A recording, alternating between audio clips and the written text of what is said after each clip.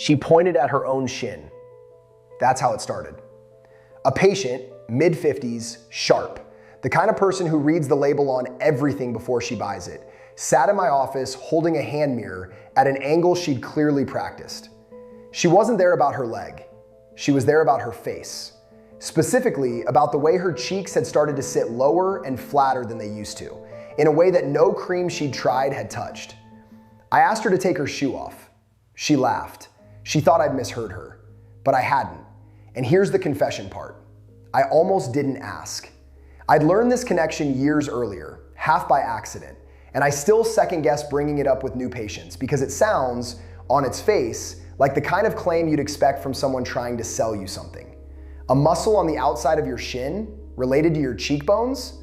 It sounds absurd until you feel it happen under your own hand, which is exactly what I asked her to do next. Put your fingers about a third of the way down the outer edge of your shin bone, not the front, the side, where the bone curves away and a firm muscle band rises just behind it. Press in, gently, and rotate your foot outward, away from your body, like you're trying to look at the sole of your own shoe. Feel that band tighten under your fingers? That's the muscle we're talking about. Anatomists call the outer pair here the peroneals. You don't need the name, you just need to know it's there, and that you just felt it fire. Here is the part that matters before we go any further, because I don't want you carrying confusion for the next 10 minutes waiting for the payoff. That muscle does not stay contained to your lower leg. Muscle tissue is wrapped in a continuous sheet of connective tissue. Think of it less like individual ropes and more like a full-body wetsuit sewn out of one piece of fabric, where a pull at the ankle changes the tension at the collar. The outer shin muscle you just felt is stitched through that sheet up the outside of your thigh, across the hip, up the side of your ribs, into the side of your neck, and from there into the fascia that suspends your cheek. Not symbolically, physically. One continuous line of tissue, under tension, running from the ground to your face. When that line is short and tight at the bottom, which happens when the outer shin muscle is chronically overworking, it doesn't just affect your ankle. It changes the resting tension all the way up the line. Over years, that shows up as a face that sits lower than it should, pulled by something the person has never once thought to look at. Because who looks at their shin when they're worried about their jawline? I want to tell you something honest about why this muscle overworks in the first place. And it isn't about age, it's about ground. For most of human history, feet met uneven, yielding, textured ground. Dirt, sand, packed earth, root systems, stone that gave slightly underfoot. That kind of surface required constant micro adjustment from the muscles on the outside of the lower leg, the ones that stabilize your foot when it tips even slightly to one side. That constant, varied, low-level work kept the outer shin muscle strong, but also, and this is the part people miss, kept it working through its full range, contracting and releasing, never locked in one position for long. Modern ground doesn't ask that of you. Flat pavement, flat flooring, a shoe with a rigid, built-up outer edge that does the stabilizing work for your foot instead of asking your muscle to do it. The muscle doesn't disappear. It doesn't get weak, not exactly. It gets locked. It sits in a state of low-grade, unreleased tension because it's rarely asked to do its job and rarely asked to fully let go either. The shoe holds your foot in a narrow, unchanging position for 16 hours a day. And the muscle adapts to that narrow position the way any tissue adapts to whatever position it holds most often. This is not a flaw in your body. I want to be direct about that, not soft about it, direct. Your body did exactly what tissue is built to do. It adapted to the terrain you gave it. The terrain changed generations before you were born. You inherited the adaptation. Think about how a supply line works in any long campaign, not metaphorically dramatic, just practically true. The front line only holds if the line behind it is intact, all the way back to where the resources originate.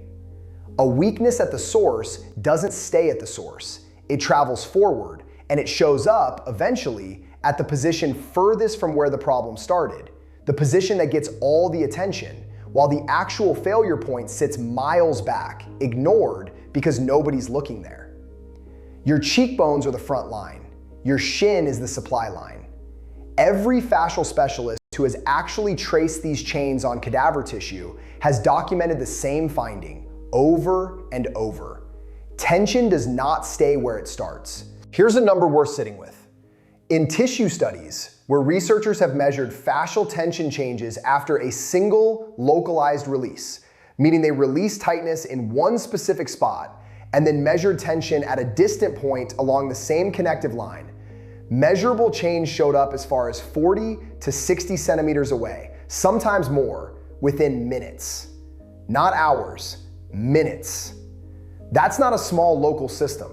That's a transmission line, and it moves fast. So when your grandmother's grandmother walked barefoot across a field, or your great-great-grandfather worked a trade that kept him on uneven ground 12 hours a day, their outer shin muscles were doing something yours has likely never done. Cycling through their full range of motion daily for decades, keeping the whole line from your foot to your face loose and responsive. That's not romanticizing the past. It's just an observation about mechanical load. The same way you'd observe that a hinge used through its full range stays freer than one left rusted at a single angle. Now back to the shin, because there's more to the history here than footwear, and it changes how you think about fixing this. It isn't only about what's on your feet. It's about what your feet are asked to do all day, which for most adults over 40 is very little. Desks, car seats, couches. The outer shin muscle used to work in short, constant bursts throughout a day of walking on variable terrain. Now it works in one of two modes: completely idle for hours, or subtly overworked in a fixed, narrow position when you finally do walk, usually on the flattest, most predictable surface available to you: a sidewalk, a treadmill belt, a supermarket floor. Neither idle nor narrowly overworked is the same as cycling through full range. Both leave the muscle in that same locked, undernourished state. There's a financial version of this same pattern that might make it land differently. Think about compound interest, but in reverse. A small, consistent daily deficit instead of a small, consistent daily gain. Nobody notices a fraction of a percent of decline on any single day. It's invisible at the scale of a Tuesday. But tension that never fully releases, held for 20 years instead of 20 minutes, compounds the same way debt does, quietly, in the background, until the balance due shows up somewhere you weren't watching for it. In this case, that balance comes due on your face, and by the time it's visible in a mirror, the muscle has been carrying that debt for decades. I want to walk you through 3 people, briefly, because the pattern shows up differently depending on how someone spent their years on their feet, and I think seeing the variation matters more than one long story would. A retired mail carrier I worked with had spent 30 years walking, which you'd assume protected him. It didn't. Not entirely. His route was almost entirely paved, flat, predictable. His outer shin muscle was strong from sheer volume of use, but locked into an extremely narrow pattern, because volume on flat ground isn't the same as variety on uneven ground. Strong and locked is still locked. A woman who danced competitively into her 30s had the opposite problem in one specific way. Her feet had learned enormous range of motion, but only in the specific directions her training demanded, and the outer shin muscle on one side had become dramatically more developed than the other, which meant one side of her face carried more downward pull than the other. She'd noticed the asymmetry in photographs for years and assumed it was simply how her face aged. It wasn't symmetrical aging, it was an asymmetrical supply line. And a man in his 60s who'd spent his working life mostly seated, accounting, decades of it, had almost no meaningful use of that muscle at all during most days. His pattern wasn't overwork. It was atrophy paired with rigidity, which sounds contradictory until you understand that a muscle can be simultaneously weak and stuck. Those aren't opposites, they're just 2 different ways of losing range. 3 different histories, 3 different versions of the same locked line. That's the thing I want you to take from these 3 people. There isn't one villain here, one wrong shoe, one bad habit. There's a spectrum of ways modern ground and modern routine can produce the identical downstream effect on the face, because the mechanism is the same even when the cause looks completely different from person to person. Which brings us to the part where this stops being background and starts being something you can actually check today on your own leg. Here's a short self-assessment, not a diagnosis, just a way to locate where you sit on that spectrum, because the release that helps a locked and strong pattern is not identical to the release that helps a weak and rigid one. First question, when you press into that outer shin band we found earlier, is it tender? Genuinely tender, not just firm. Tenderness under light pressure usually signals a muscle that's been chronically shortened, the mail carrier pattern, the strong and locked pattern. Second question, can you rotate your foot outward, away from your body, through a full, smooth arc, without your knee or hip trying to compensate for it? If the movement feels shallow, or if you feel your whole leg twist to help out, that's usually the weak and rigid pattern, closer to the seated decades pattern. Third question, and this one takes a mirror. Stand with your feet parallel, weight evenly distributed, and look at your ankles from the front. Does one foot roll slightly more inward or outward than the other? Uneven rolling usually points toward the asymmetrical pattern, one side of that supply line under more chronic tension than the other, which over years produces the kind of asymmetry the dancer noticed in her photographs. Wherever you land on those three questions, the direction is the same. You need to restore range to a line that's lost it, not just strength, and not just stretching either, because stretching a locked muscle without addressing why it's locked tends to bounce right back within a day or two, which is probably why you've tried general calf and ankle stretches before and not seen anything change in your face. Different problem, different tool. Here's the release, and I'm going to walk you through it precisely because vague instructions don't produce results people can feel. Sit on the floor or a firm chair with one leg extended. Locate that outer shin band again, about a third of the way down from your knee, just behind the shin bone's outer edge. Using your thumb or two fingers, press firmly enough to feel resistance, not painful, but present. And hold that pressure while you slowly rotate your foot in a full circle, ankle only, 5 full rotations one direction and 5 the other. You're not massaging the spot, you're holding steady pressure while the muscle itself does the moving underneath your fingers, which is what actually restores range rather than just temporarily softening tissue. I'm going to pause here on something that connects directly to what I do outside of these videos, because it belongs exactly at this point in the explanation and nowhere else.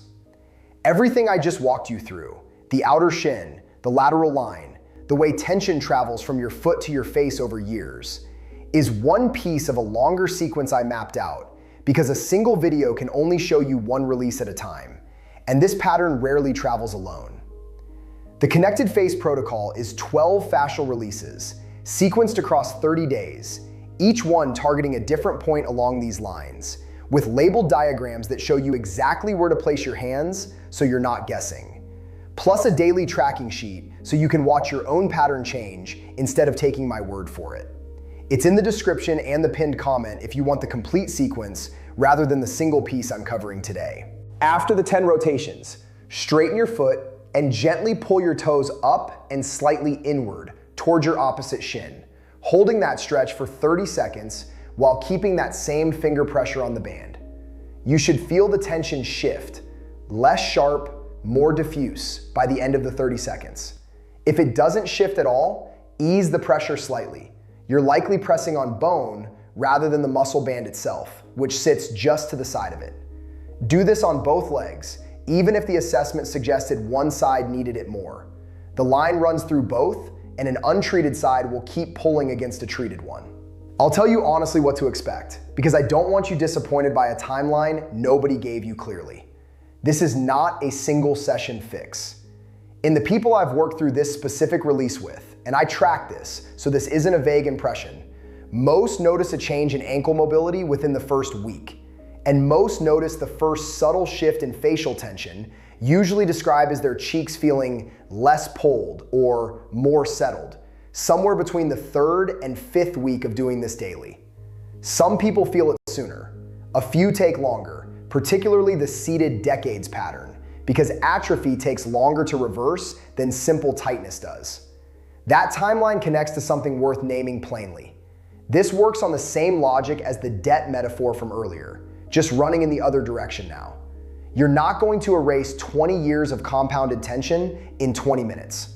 But every day you do this release, you're making a small deposit against that debt instead of adding to it.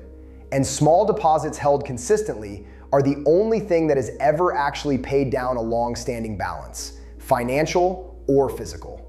There's one more piece worth understanding before you go do this on your own, because it changes how you'll do the release going forward, not just today.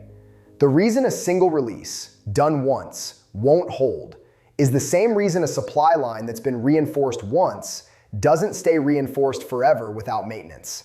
Your feet are going back onto flat ground the moment you stand up and put your shoes back on.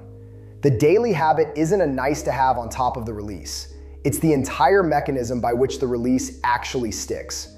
This is worth doing every day for the first month, then 3 to 4 times a week as maintenance once you notice the change has held for at least 2 consecutive weeks. A quick note on what you're doing here, and I say this because I think it matters. You are not fixing something broken. You're restoring range to tissue that adapted, exactly as it was designed to ground that stopped asking anything of it decades ago. That's a mechanical fact, not a flaw in you. If you've made it this far, you've already done more to understand your own face today than most people will in years of buying products aimed at the wrong end of the problem. And if that was useful, the way you help someone else find it is simple. Leave a comment with what you noticed when you pressed on that band, because I read every one, and it helps me know which patterns are showing up most in this audience. If you want to see this channel keep tracing these lines all the way down the body, subscribing means you won't have to go looking for the next one. Here's what I want you to walk away holding, and it isn't a task list. You've already got the release. You don't need me to repeat it. Go back to the moment I asked you to take off your shoe, because that's really where this whole video has been standing the entire time. Not the muscle, not the fascia, not even the face, but the ground itself. The actual surface under your actual foot, which for most of your life you have never once had reason to think about, and which has been quietly writing itself into your face for 20, 30, 40 years without your permission or your awareness. And there is something genuinely calming, not dramatic, just calming, in realizing that the tension sitting in your cheeks right now isn't a mystery, isn't a verdict on your age, isn't something that happened to you while you weren't looking.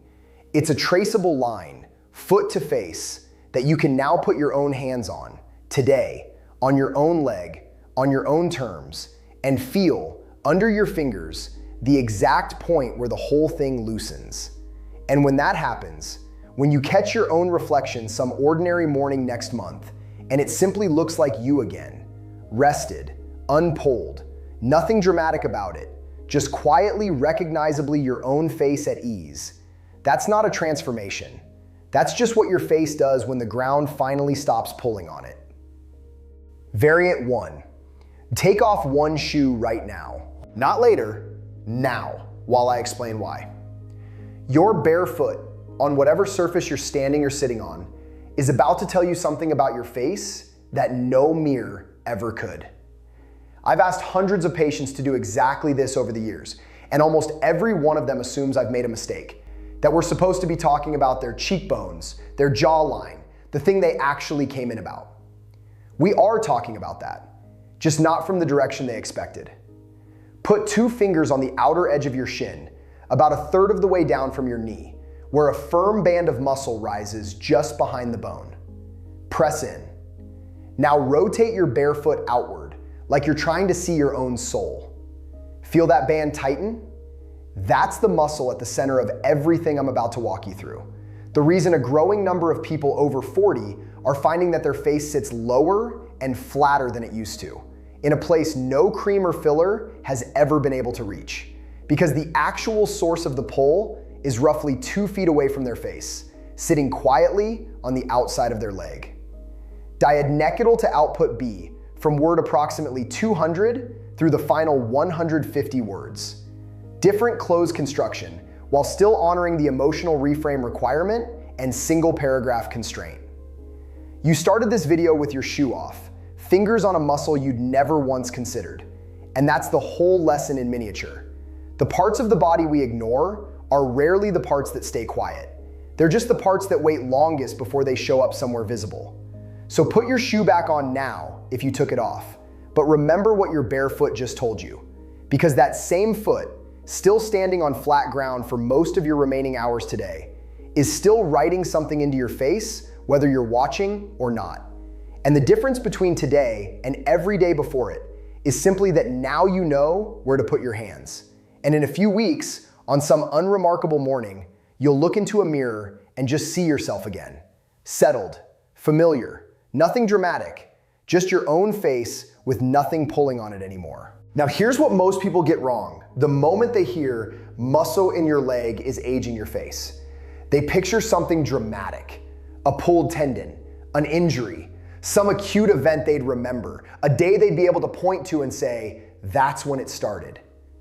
It's almost never that.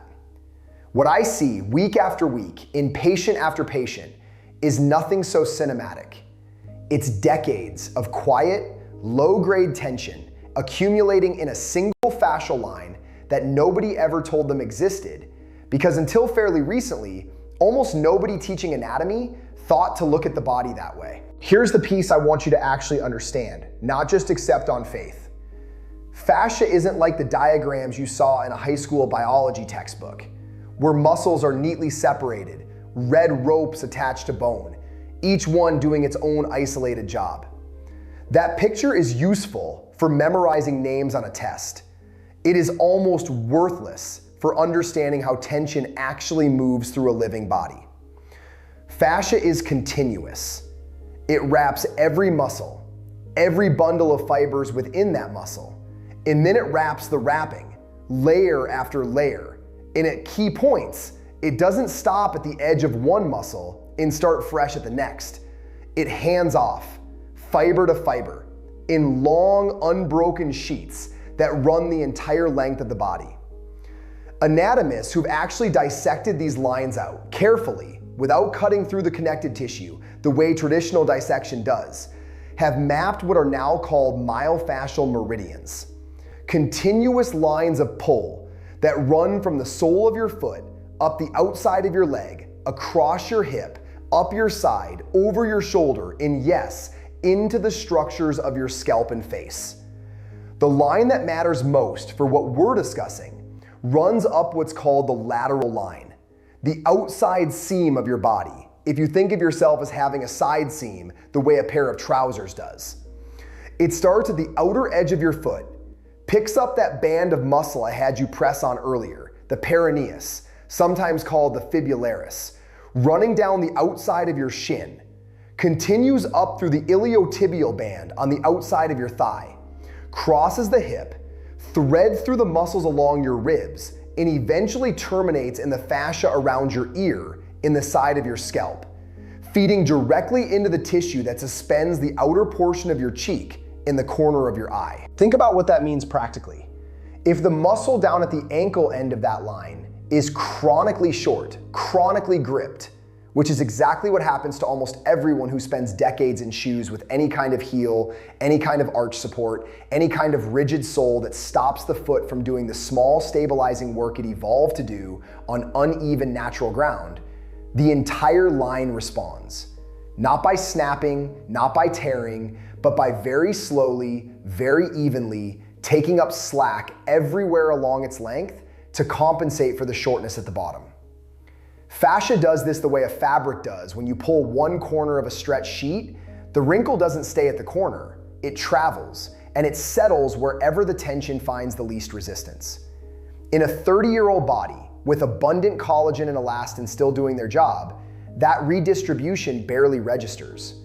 In a 55-year-old body, where the tissue itself has less spring, less capacity to simply absorb and release, that same redistribution shows up as visible descent. The corner of the eye pulls slightly down and out instead of staying level. The outer cheek loses its shelf. The tissue along the jaw, which should be held up and back by a taut lateral line, instead sags forward and down because the line holding it has been quietly shortening from the ankle up for 3 decades. I want to be precise here, because I don't want you walking away with an oversimplified cartoon version of this. This is not the only mechanism behind facial aging. Bone remodels and loses volume as we age. The orbital rim widens. the maxilla resorbs, the jaw itself becomes measurably smaller in a process plastic surgeons call skeletal retrusion. Fat compartments in the face shift and some of them shrink while others, lower down, actually expand. Skin loses collagen density and elasticity through a completely separate biochemical process driven by UV exposure and glycation. All of that is real. All of that is happening simultaneously, and no fascial release in the world will reverse bone loss or restore collagen that's already degraded. What the fascial mechanism explains is not everything about an aging face. It explains a specific, recognizable pattern, a face that looks tired and pulled down in a way that seems disproportionate to the person's actual age or their skin quality, a face where the tissue itself looks fine under close examination, but sits in the wrong position, like a well-made curtain hung from a bent rod. That's the pattern this mechanism accounts for. And it's a pattern I see constantly, because it's a pattern created by something almost universal in modern life: footwear, and the sedentary, foot-immobilizing conditions most of us have lived in since childhood. Let me tell you about the moment this became more than an academic interest for me. Years ago, I had a patient, I'll call her Renata, though that's not her name, who came in convinced she needed a lower face and neck lift. She was 58, active, health conscious, had done essentially everything right by conventional standards. Good skincare for decades, no smoking, moderate sun exposure with consistent SPF use since her 30s. And yet her jawline had a particular kind of looseness, a particular downward drift at the corner of her mouth and the outer edge of her eye that didn't match the quality of her skin when I examined it under magnification. Skin that resilient doesn't usually produce that much visible sag on its own. Something structural was pulling.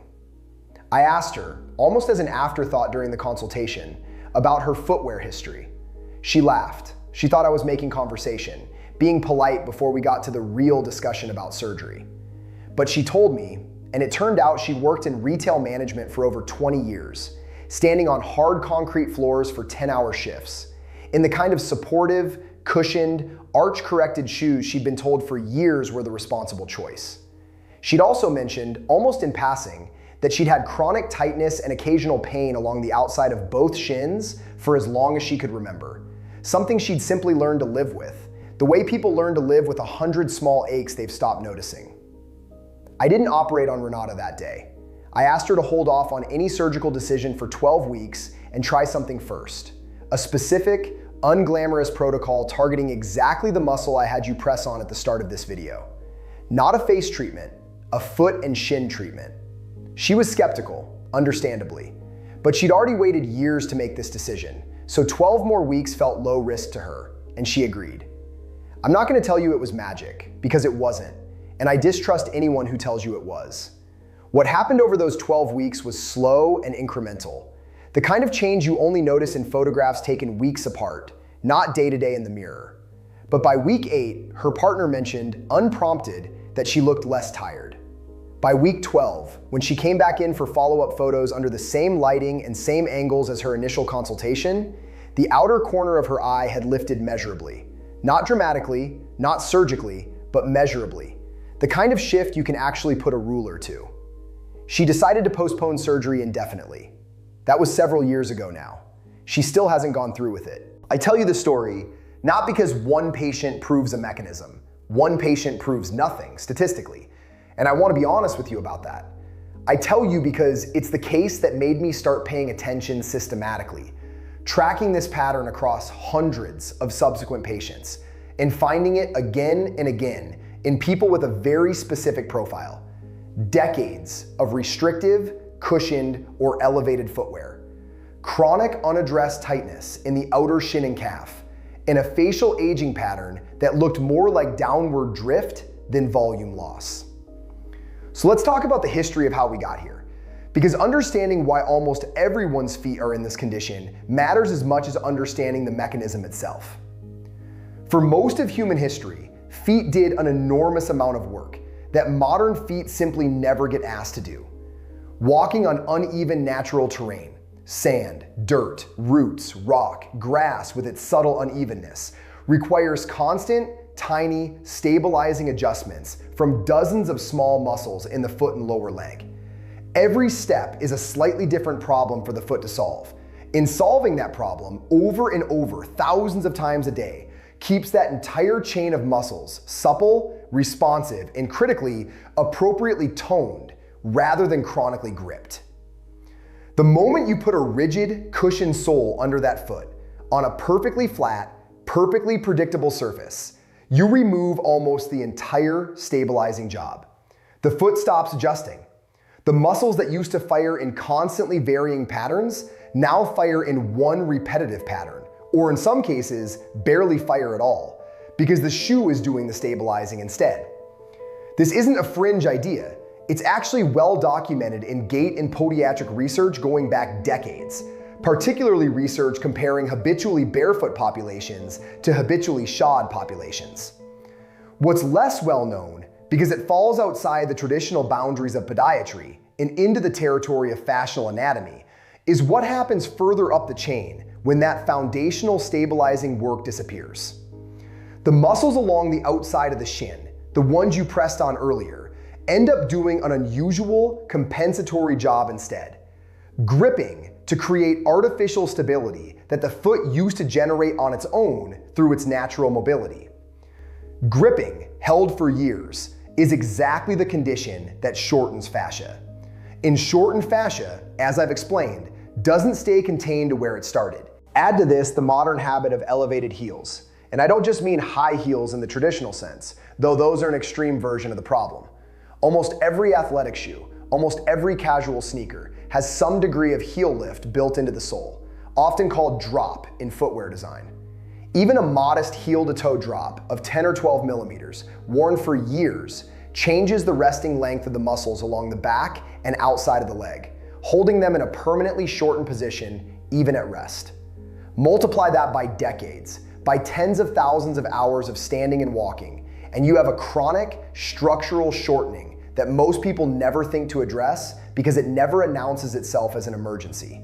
It just quietly accumulates, the way sediment accumulates at the bottom of a river, until one day you look in the mirror and wonder why your face looks like it's being pulled somewhere you didn't choose. I want to pause here and address something directly, because I know some of you watching this are already reaching for your phone to look up whatever device or gadget you assume I'm about to recommend. I'm not going to tell you that you need a specific proprietary tool, a specific expensive orthotic, or a specific supplement to fix this. What actually works here is almost entirely mechanical, almost entirely free, and almost entirely something you can start today with nothing but your own hands in about 10 minutes. The protocol I gave Renata, and the protocol I've refined with hundreds of patients since, has 3 components, done in this specific order, because the order matters more than most people expect. The first component is direct release of the muscle itself, the peroneus group along the outside of your shin. You already found the spot earlier in this video. Using either your thumbs or a firm round object, a lacrosse ball works well, so does the rounded end of a rolling pin. You apply sustained pressure, not vigorous rubbing, to that band of muscle for 60 to 90 seconds at a time, breathing slowly, allowing the tissue to soften under sustained load rather than trying to force it with movement. You'll likely find several distinct points of tenderness along that line, not just one. Work each of them, spending roughly a minute per point, moving from just below the knee down toward the ankle. The second component addresses the fascia at the top of the foot itself, because the line doesn't start at the shin. It starts at the outer edge of the foot, threading between the small bones on the pinky toe side. Sitting down, cross one ankle over the opposite knee and use your thumb to apply firm, slow pressure along the outer edge of the sole, from the base of the little toe back toward the heel. This area is almost universally more tender than people expect, which itself tells you something about how neglected this line has been. The third component is the one people are most likely to skip, and it's the one I'd actually argue matters most for anyone serious about not needing to redo this work in another 6 months. Restoring some of the natural mobility work the foot has lost. This doesn't require anything dramatic. It means spending some portion of each day, even just 20 or 30 minutes, on a slightly uneven or unsupported surface, without a rigid, cushioned shoe artificially stabilizing every step for you. Walking barefoot on grass. Standing barefoot on a folded towel while doing something else, like washing dishes, so your foot has to make small, continuous adjustments to stay balanced. Some patients use a wobble cushion or balance pad under their desk. The goal isn't athletic performance. The goal is simply reintroducing the foot to the job it evolved to do, so the muscles further up the chain stop having to compensate through chronic gripping.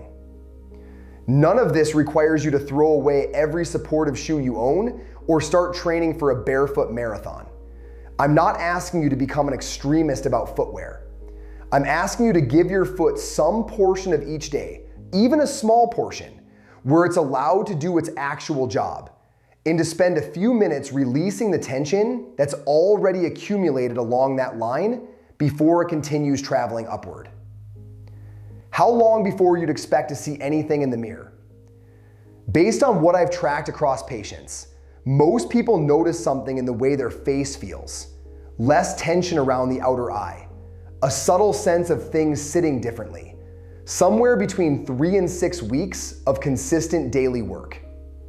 Visible, photographable change, the kind you could put next to a before photo and actually see, tends to take 8 to 12 weeks, which is roughly the same timeline Renata experienced.